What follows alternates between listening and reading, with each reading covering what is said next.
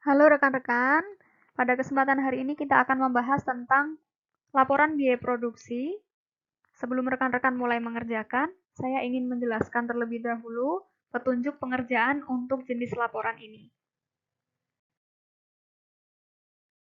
Saya yakin rekan-rekan sudah pernah belajar tentang laporan biaya produksi ini ketika rekan-rekan memprogram mata kuliah akuntansi biaya.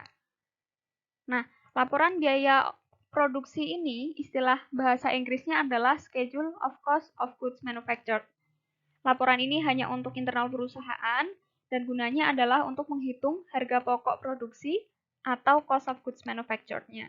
Jadi nanti ketika sebelum rekan-rekan membuat laporan laba rugi, kalau rekan-rekan berada di perusahaan manufaktur, artinya masih ada laporan internal yang harus rekan-rekan susun terlebih dahulu, ya inilah laporannya. Dan laporan ini yang nantinya akan menentukan sebenarnya berapa sih nilainya barang yang sudah selesai diproduksi pada akhir periode.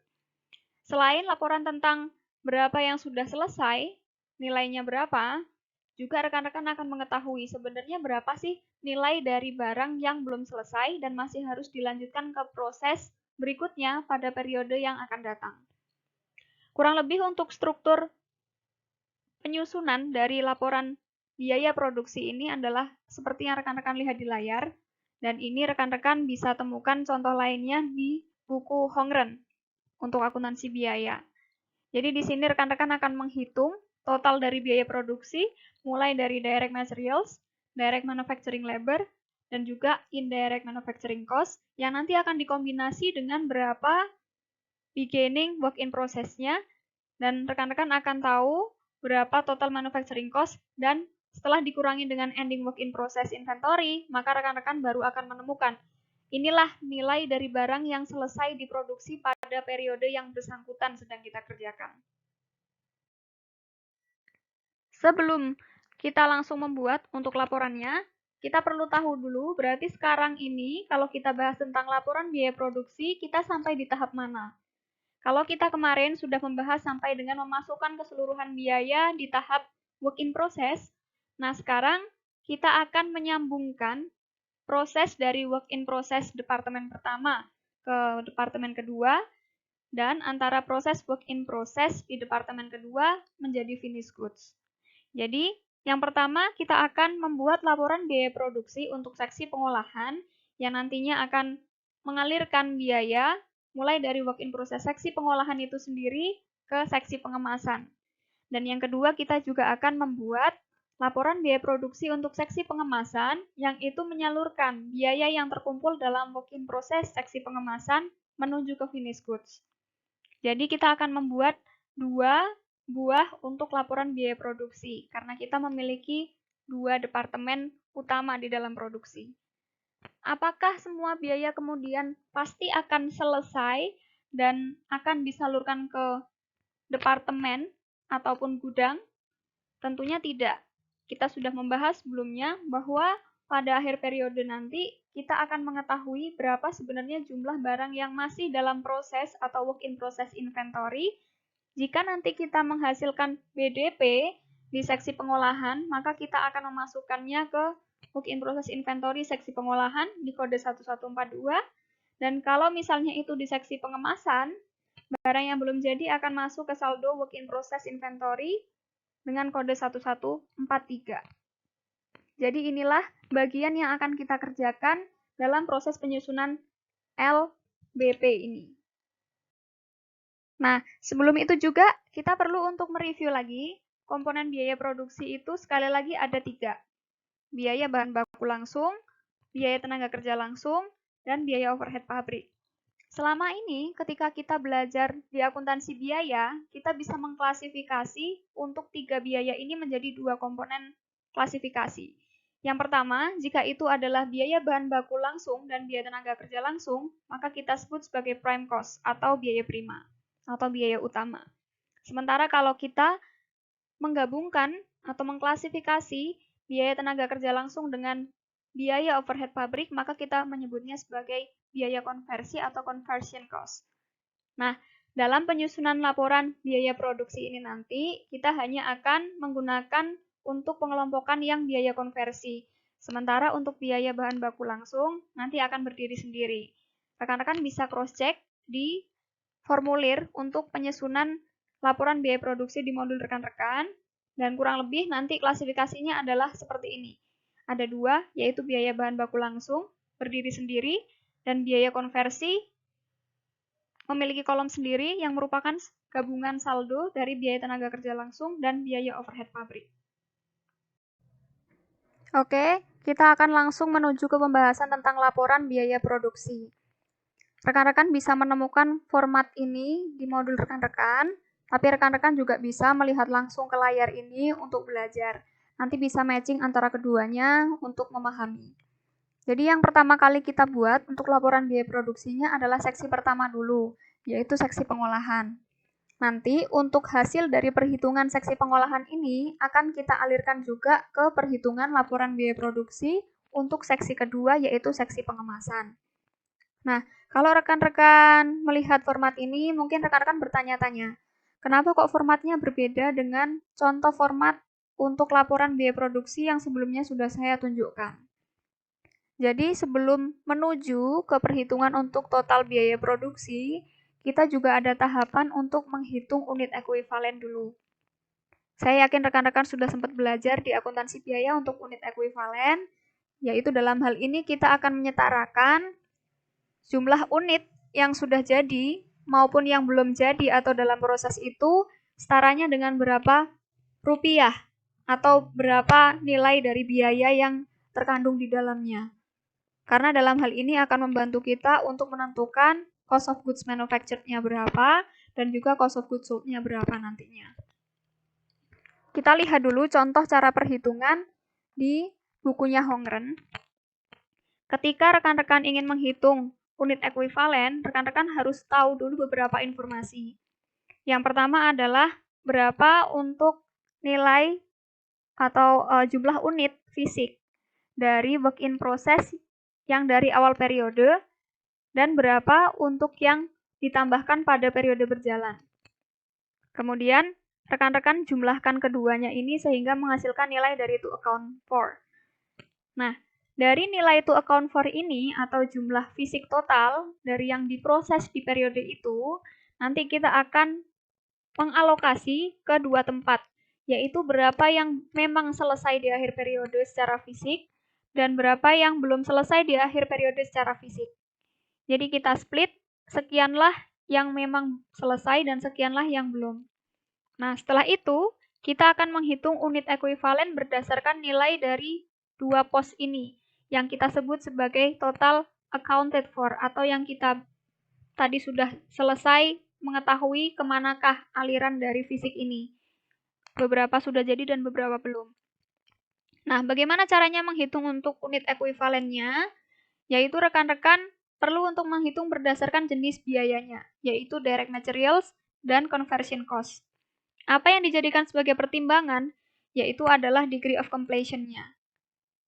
Jadi degree of completion dan juga informasi-informasi yang rekan-rekan peroleh untuk cara menghitung di bagian physical units ini, sebenarnya rekan-rekan bisa sudah ketahui di bagian awal modul rekan-rekan, yaitu untuk keterangan dari fisik barang. Nanti rekan-rekan bisa cross-check di halaman berapa. Semuanya sudah tersedia, baik itu untuk persentase penyelesaian maupun untuk unit fisiknya.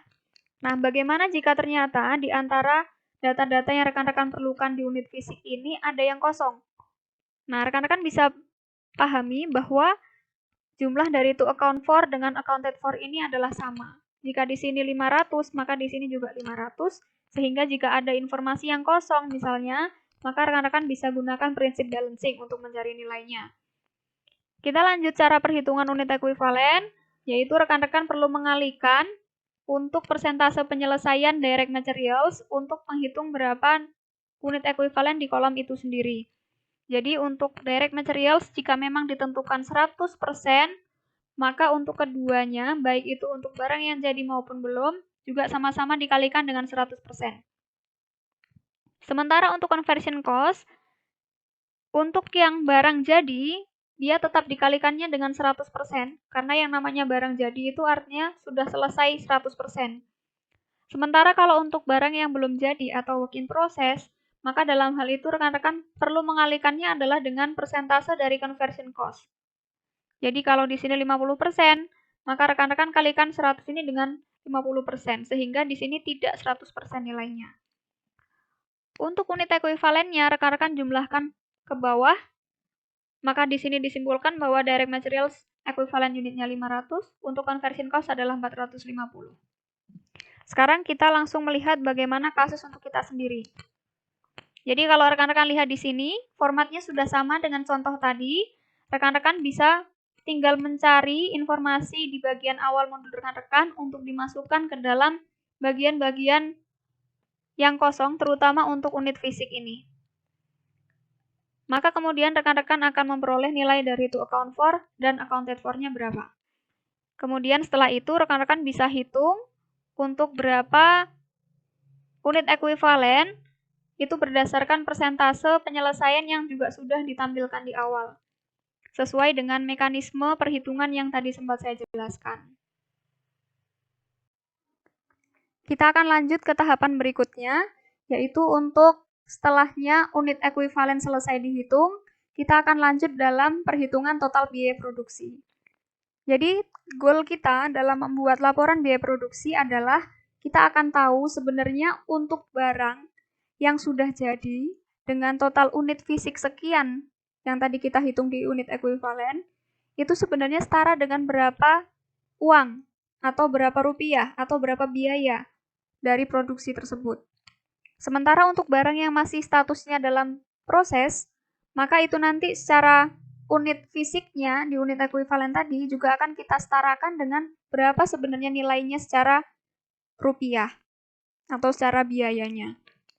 Jadi, kita lihat dulu contoh dari perhitungan untuk total biaya produksi. Saya mengambil ini juga dari Hongren. Jadi, untuk yang pertama kali kita perlu mentotal terlebih dahulu sebenarnya berapa untuk biaya yang kita habiskan dalam proses produksi sepanjang periode. Biaya itu tidak semata-mata berasal dari yang ditambahkan pada periode tersebut, tapi juga bisa jadi adalah yang merupakan bawaan dari periode sebelumnya. Kalau kita sekarang sedang membahas untuk periode Januari 2017, artinya periode sebelumnya yang saya maksud adalah periode Desember 2016, yang nilai dari barang masih dalam proses tersebut kita sebut sebagai barang dalam proses awal. Kita sudah pernah membahas ini sebelumnya ketika kita membahas tentang alur pencatatan biaya. Nah, jadi rekan-rekan perlu untuk mentotal direct materials dan direct conversion cost untuk barang yang memang limpahan dari periode sebelumnya terlebih dahulu, yaitu berasal dari informasi yang disediakan di saldo awal. Sementara untuk cost added in current period, ini adalah total dari keseluruhan biaya yang kita mulai dari periode berjalan ini. Jadi kalau di sini rekan-rekan akan memisahkan direct materials-nya berapa dengan conversion cost-nya berapa. Jangan lupa bahwa conversion cost ini merupakan gabungan dari biaya tenaga kerja langsung dan biaya overhead pabrik. Maka ketika rekan-rekan sudah mentotal, rekan-rekan total menyamping, kemudian rekan-rekan total ke bawah, sehingga masing-masing kolom ini diketahui saldonya berapa. Untuk total production cost adalah 62 ini kalau dicontoh. Ini adalah yang nanti kita akan alokasi atau kita pisahkan sesuai dengan berapa untuk barang yang jadi dan berapa yang belum.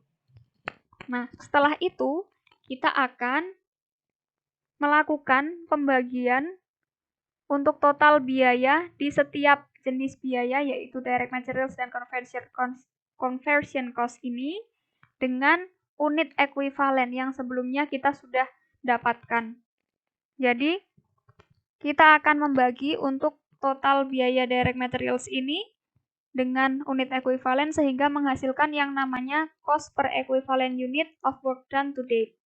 Untuk conversion cost juga mekanismenya sama. Kita lihat untuk kasus kita. Berarti nanti di sini rekan-rekan perlu untuk mentotal terlebih dahulu sebenarnya biaya yang memang dikeluarkan untuk produksi selama periode itu di seksi pengolahan itu berapa. Dari mana sumber informasinya? Kalau untuk yang produk dalam proses awal, nilainya berapa, rekan-rekan sudah tahu di saldo awal. Rinciannya ada di BM1. Jadi untuk biaya bahan baku sudah ada informasinya sendiri, totalnya berapa, untuk biaya konversi juga ada. Jadi ini tidak hanya 5232 ya sebenarnya, ditambah dengan 5233-nya juga. Jadi ada biaya tenaga kerja langsung dan juga biaya overhead pabrik. Nah, sementara untuk biaya ditambahkan periode ini merupakan total keseluruhan biaya yang rekan-rekan keluarkan untuk produksi mulai dari 1 Januari. Jadi rekan-rekan total berapa biaya yang memang sudah masuk ke dalam work in process untuk direct materials. Mungkin diantaranya terdiri dari yang saya sebutkan ini, yaitu yang kodenya 5231.11 dan titik 12. Rekan-rekan bisa cross-check di catatan rekan-rekan, terutama di rekapan, terkait dengan pencatatan pemakaian bahan baku. Sementara untuk biaya konversi ini macam-macam sumbernya, rekan-rekan harus bisa mencari dan mentotal seluruh biaya yang terkait dengan biaya tenaga kerja langsung dan pembebanan yang tadi dari BOP ke BDP BOP. Nah, setelah itu nanti rekan-rekan akan menurunkan total dari biaya yang ada di bahan baku dengan biaya konversi ini dibagi dengan unit ekuivalen yang sudah diketahui di step sebelumnya. Ketika rekan-rekan membagi, maka rekan-rekan nanti akan menemukan biaya per unit ekuivalennya.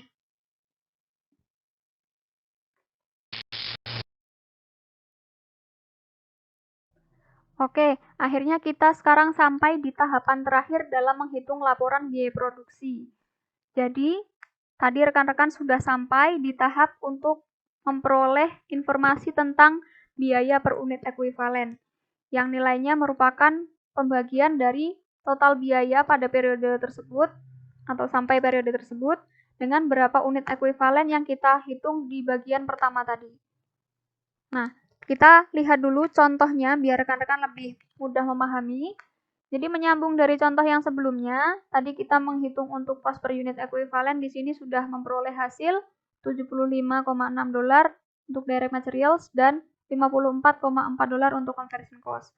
Nah, maka di sini untuk dua angka ini akan kita pakai untuk dasar dalam membebankan biaya ini ke berapa produk yang jadi dan berapa yang belum. Sehingga kita nanti akan tahu dari seluruh total biaya produksi itu yang untuk barang jadi itu senilai berapa, sementara untuk yang barang belum jadi itu senilai berapa. Jadi itulah tujuannya kita ada unit ekuivalen, kita menyetarakan. Berarti unit yang kita anggap sebagai barang jadi dan belum, itu setara dengan berapa nilai secara uang. Nah, kemudian cara perhitungannya untuk setiap pos, yaitu pos yang completed dulu atau barang yang siap untuk ditransfer ke seksi berikutnya atau sudah selesai, itu adalah kita kalikan untuk cost per equivalent unit tadi dengan berapa unit ekuivalen yang kita hitung di atas tadi. Jadi kita punya 400 unit, karena sudah 100% jadi, maka 400 kita kalikan 75,6 untuk direct materials. Untuk conversion cost-nya juga sama, karena ini barangnya sudah selesai sekali lagi. Sementara untuk work in process, untuk mencari tahu nilainya berapa, caranya sama, kita kalikan dengan berapa unit ekuivalennya tadi, yaitu 100 kali $75,6 untuk direct materials. Sementara untuk yang conversion cost, karena tadi ada pengaruh dari persentase penyelesaian, maka yang harusnya 100, persentase penyelesaiannya 50%, maka di sini hanya 50 dikali dengan $54,4. Diperoleh dari sini tadi, maka kita jumlahkan ke bawah dan jumlahkan menyamping. Nah, jumlah yang menyamping inilah yang merupakan dasar untuk nanti kita mencatat transaksi. Transaksi apa? Yaitu transaksi atas pembebanan biaya. Jadi biaya-biaya yang tadi sudah terjadi dalam satu periode, itu kita split yang jadi, atau barangnya jadi itu berapa, yang barangnya belum jadi itu berapa. Dalam hal ini kita simpulkan bahwa barang yang jadi sebanyak 400 unit itu nilainya setara dengan 52.000. Sementara untuk barang yang masih belum jadi atau work in process sebanyak 100 unit fisik itu setara dengan 10.280. Jika ini ditotal, jumlahnya akan kembali lagi ke total cost to account for. Jadi sama antara total cost to account for dengan total cost accounted for-nya. Jika kita implementasi ke dalam kasus kita sendiri, nanti mekanismenya akan sama. Ketika rekan-rekan sudah berhasil untuk menghitung berapa biaya per unit ekuivalen, nanti rekan-rekan akan perlu untuk menggunakan dua angka tersebut dalam menghitung berapa produk selesai ditransfer ke seksi berikutnya dan berapa produk dalam proses akhir. Total biayanya nanti akan sama dengan berapa yang kita berhasil hitung sebelum kita membagi tadi dengan unit ekuivalennya. Setelah kita berhasil menghitung atau menyusun laporan biaya produksi untuk seksi pengolahan, maka rekan-rekan berikutnya adalah perlu untuk membuat laporan biaya produksi untuk seksi pengemasan. Nah, untuk keseluruhan dari cara menyusun seksi pengemasan ini, laporan biaya produksinya adalah sama dengan seksi pengolahan. Semua tata caranya sama, dan saya hanya akan menunjukkan satu hal yang membedakan. Jadi nanti yang berbeda adalah dalam menghitung biaya yang ditambahkan periode ini, terutama untuk biaya bahan baku. Kenapa demikian? Seperti yang sudah saya jelaskan dalam alur pencatatan biaya, untuk yang disebut sebagai biaya bahan baku untuk seksi pengemasan, itu sebenarnya adalah total biaya yang memang siap dikirim dari seksi sebelumnya. Dalam hal ini artinya yang memang sudah siap untuk ditransfer ke seksi berikutnya pada seksi pengolahan, itu akan menjadi input atau masukan untuk biaya bahan baku yang ditambahkan di periode seksi pengemasan. Sehingga nanti untuk nilai dari biaya bahan baku ini akan rekan-rekan peroleh dari nilai produk selesai yang ditransfer ke seksi berikutnya pada laporan biaya produksi seksi pengolahan. Selain itu, tata cara untuk menghitung laporan biaya produksi adalah sama dengan seksi pengolahan. Itu tadi penjelasan dari saya untuk penyusunan laporan biaya produksi. Semoga rekan-rekan bisa mengikuti dan memahami dengan baik dari hasil penjelasan tadi. Dan tetap semangat, semoga sehat selalu.